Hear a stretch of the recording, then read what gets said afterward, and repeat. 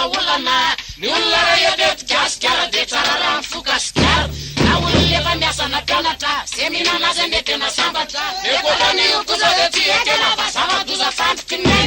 alefito misatra mipetra na saina fampozona ny setry sy miaraka aminao amandana miala fa retirety molona tala tena de tavaly nondanana toka nandanina fananana amizay aza vany piriorio na hoana ramba miala amin'io navana tena rehefa satria mapangatra no ny voky anefa matory atatatra sy fantatra tsony zay lafatrano zavonata mety lazaina rano zava-miazakazaka raha mandeha satria ny trano toka ny ngeza be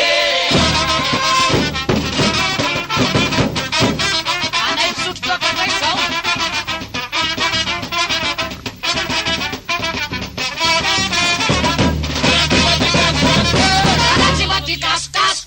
nahoanany de mifamasoka aleo misotro toka tsy zay sigara fa tsorika ana mazava-tsara isy gara mitarika aretina mitoka kosa fafina retana na laperana raha mahakioto fay asina lasary besakay na misy raha hodoniana na mary azy na famadiana na matsiro aza ho any vary soloka de tsy maintsy sotrona ny toka menareo sigara zay foana setroka mandoto vovonana mikoaka ny trosona de mety raha fa misofony raha de tera toka hoatsy azona elany satria mampitombo fahasalamany tavangy toarany hafa kely na fisaky zany na bota kely ataoko teny mafy hoe mba hoana hoe lavelona ane mpisotro